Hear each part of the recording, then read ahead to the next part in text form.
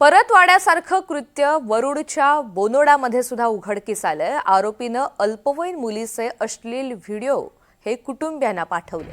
आरोपी बाबू हसन बबलू हसन याला बेनोडो पोलिसांकडून अटक करण्यात आलेली आहे। आरोपी उत्तर प्रदेशच्या मुरादाबादचा असल्याची माहिती समोर आली आहे।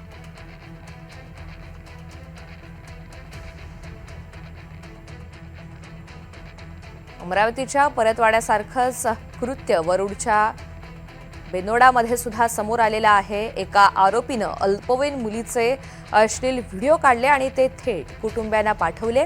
दरम्यान या प्रकरणामधील मुख्य आरोपीला अटक करण्यात आलेली आहे। त्याची चौकशी केली जाते। आरोपी हा उत्तर प्रदेशच्या मुरादाबादचा असल्याची माहिती मिळते। आरोपीनं अल्पवयीन मुलीचे अश्लील व्हिडिओ काढलेले होते, मात्र नेमकी तिची फसवणूक कशी करण्यात आली, तिचा अत्याचार करण्यात आलेला आहे का, नेमकं काय घडलेलं आहे या सगळ्या संदर्भात अधिकची माहिती स्पष्ट व्हायची आहे। हे अश्लील व्हिडिओ कुटुंबियांना थेट पाठवण्यात आले।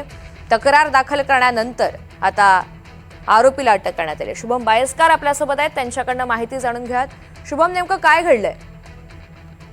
ऋतुजा, यातील पीडित आणि आरोपी यांची मागील 2 वर्षापूर्वी सोशल प्लॅटफॉर्म इंस्टाग्रामच्या माध्यमातून ओळख झाली होती। ओळखीचं रूपांतर हे मैत्रीमध्ये झालेलं होतं आणि त्याच दरम्यान पीडितेनं स्वतःचे काही फोटो जे होते ते आरोपीला शेअर केले होते।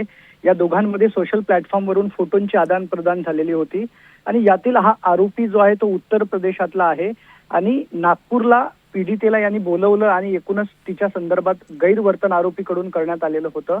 काही दिवसानंतर पीडित आणि आरोपी यांच्यामध्ये वाद झाला आणि वाद झाल्यानंतर पीडितेकडून संबंधित आरोपीला ब्लॉक करण्यात आलेलं होतं आणि यातूनच कंटाळलेल्या आरोपीनं थेट आक्षेपार्ह फोटो आणि व्हिडिओ हे पीडितेच्या आईला आणि आजीला पाठवले, तसेच तिला धमकी देखील दिल्याची माहिती आहे आणि यावरूनच बेनोडा पोलिसांनी आरोपीला अटक केलेली आहे।